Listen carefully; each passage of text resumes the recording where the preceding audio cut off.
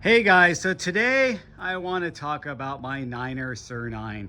I don't know if you guys remember this bike, but this is the bike I was riding as a single speed.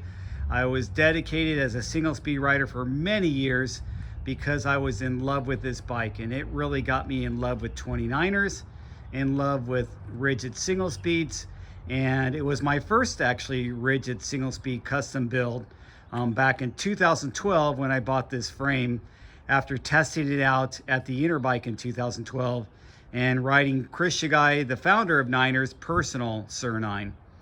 So this is, how I've modified it since I first built it up. It was first built up as a dedicated single speed, and then I've changed some things. And the video that got really popular back when I was riding this back, I think it was back in 2014, 2015, was when I was talking about wider is better and talking about why you should have wide rims for today's tires. If you're going to use 2.4 or 2.5 inch tires, that 30 millimeter internal width rims are the way to go. This doesn't have wide rims, ironically, but I've converted this to a commuter bike and to just a loaner bike, or a bike to do a beer run, go grab a six-pack at the liquor store or something like that. That's why it looks like this. And I love the feel of this bike. It's a very comfortable bike. It's very upright in every way. So back in 2012, the standard geometry was like a 69-70 head tube angle, 74 seat tube angle. But what Niner did a little bit differently is first they used some really nice Reynolds 853 steel, and they worked with Reynolds to do their DBZ, which was their deep double butted zone. But also what was unique is they had a nice curve in the down tube in their triangle, which you didn't see back then. So that added a unique look and probably helped with a little bit with the feel, and helped with that tucked in feeling that you feel with Niner bikes, that you feel like you're riding in the bike. That's what I felt with this bike. They are also unique to the fact that they offered their own, what they called a Biocentric 2 bottom bracket. And so it was an EBB, eccentric bottom bracket, but it was clamshelled in here. It's not press fit, it's clamshell. There's bolts going complete all the way through and then holding that in there. And then this is threaded. So you have a regular threaded bottom bracket in here, a little BSA threaded bottom bracket with a Shimano cranks. And originally I had my race face cranks and had it as a single speed. So this eccentric bottom bracket made single speed setup really nice. So when I changed the cogs and changed to different gear ratios on my single speed, it was simply an adjustment with my eccentric bottom bracket that would alter my chain stay length and bottom bracket height slightly, but it saved me from having to have different chains for different cogs. Within reason. So if I changed from a 20 tooth to a 19 tooth or an 18 tooth, or even up to like a 21 or 22 tooth, I can have that much variability and just move that eccentric bottom bracket around and not have to have a longer chain available or cut my chain or anything like that. Because as a slider, you're kind of limited depending on the length of the slider. With my rocker sliders, I'm very limited. Anyway, so when I got that 7 Sola built up as a single speed, I thought, well, let's switch this out to geared. And so I changed a few parts. I changed the wheels. Let's start with those. These are the Hadley wheels.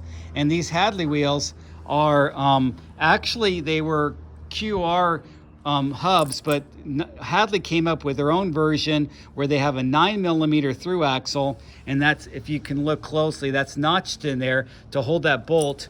And there's actually a 9 millimeter axle in there going all the way through. So it's not a flimsy little quick release that was used back in 2012 on many of the, well, on all the road bikes, and in some of the mountain bikes, the cheaper mountain bikes that didn't have QR15, we're still using that quick release. And you guys might even have a wheel set laying around with those old quick releases and said, how do we rely on this? This was terrible. But anyway, and then Niner has had a really interesting geo that took advantage, and they innovated the drop in the bottom bracket and had a nice low bottom bracket, which was really nice and gave you that you know, tucked in and riding with the bike, inside the bike feel, and I really liked it. And then that combined with the short wheelbase, this was really like a trials bike. You can really pop it around, and with a short wheelbase you can do some tight corners, you can do some tricks and stuff like that, pop on and off. This thing bunny hops like forever. It's not a good wheelie bike, but it's a good bunny hop bike.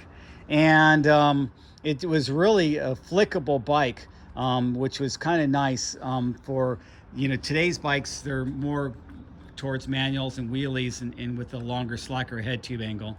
Of course, guys like Steve and Hardtail Party, he can wheelie anything. Then I went ahead and used some old XTR cranks. I had the Race Face Next cranks when I had it as single speed, but I wanted to make this a 2x10. And so I just pirated and part spin some of these parts. I had the XTR cranks, put those on there. Those are really nice cranks. They're a 2x10. And then to get some little extra gearing out of the rear, I used Race Face's Goat Link, which is like a derailleur hanger extender. And then you put your Shimano derailleur on there. I think they worked with SRAM too, but I don't use SRAM. And then you add this 40 tooth chain ring, and then you take out one of your chain rings in your existing cassette. So you're not having to buy a completely new cassette, and you have that extended range. Back then, the 2x10 cassettes didn't go up that high. So this was kind of nice that you could bump it up to a 40, or I think it even went up to like a 44 or 42 if you got the bigger one. But I didn't need the real big one because I already had a 2x in front. So these were the early conversions where people were doing 1x conversions and then wanted to put kind of make use out of their old parts. And Wolf Tooth answered the call by making that Goat Link and put that in there. So that's how that's built up. I didn't really, you know, I never had gears on this bike, so this is what we came up with to get that derailleur cable back there. But it was really clean looking as a single speed. I hope you guys could take a look at that old video when I had it as a single speed. Anyway, Niner was ahead of their time too for the 142 dropout. Everybody was switching to that standard. And what Niner did differently is not only did they have the 142 through axle, but they also moved the brake mount in here, which everybody else was still out here. And of course, now they're still out there, but was using a regular ISO standard brake mount, but then it was connecting it between the seat stay and the chain stay, and having it in this kind of tucked in area where it's not sticking out, and it's kind of tucked in there, and it's a really clean look. It looks so clean with the single speed setup, and I got a lot of compliments on that bike. I really loved it as a single speed, but it wasn't practical to have a bunch of single speeds and not have a geared bike to commute with and to have people do some, you know, easy trails with me. This is what I would call an easy trail. It's easy for like a blue trail bike, or just if you just want to climb up a fire road and you're not really interested in single track or anything like that. This bike works out great. Kind of like a gravel bike, and it as of today, but obviously not able to go the distance of a good gravel bike. So Niner has a really nice look to it. It had a really nice feel. That steel is real feel. That's what S.I.R. SIR9 stands for, steel is real. It had a really skinny seat tube, and so you put a skinny seat post in there, so you got a little bit of a compliant feel with that. And then I used some part spin parts to have these Monkey Light Easton handlebars with I think that's a 40 millimeter rise. And these were 680s. These are a little bit newer XT brakes than I'm not sure if they're from the same era as those XTR cranks, but these were the XT brakes back then that were just a dual piston or single piston on each side, but they weren't the 4-piston models that we have today. But they were pretty strong brakes for back then. So that's that bike setup.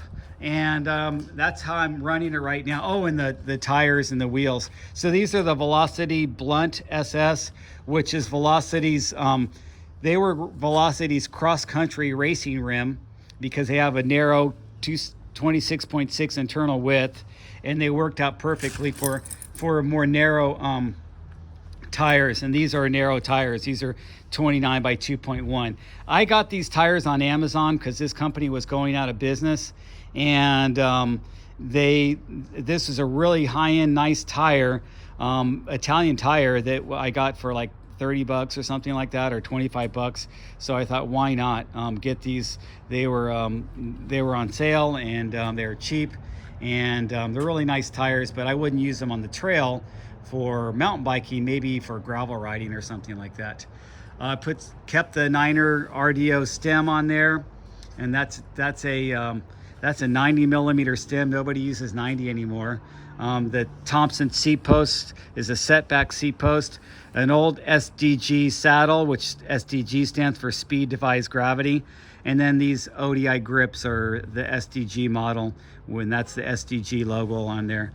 So I think I covered about everything, and I really love this bike. It's got a great feel, and I just kept it going, keeping my old stuff going, and having a nice loaner bike to have in the garage, where people that don't really, ride mountain bikes on mountain biking and stuff like that, just want to get out there and go ride, around the neighborhood or something like that. That's what this bike is for. So thanks for watching, guys. Give me a thumbs up, make a comment below if you have a Niner SIR9, if you've kept it going, or maybe you bought a new one. The new ones are a little better. Not quite as aggressive geo as some of the newer frames today, but they've still kept their traditional steel and everything like that, and there's some pretty nice bikes. So this was my first rigid single speed. Now it's my first commuter geared bike, an old mountain bike that I'm using as a commuter bike. Nice talking to you. Thanks for watching.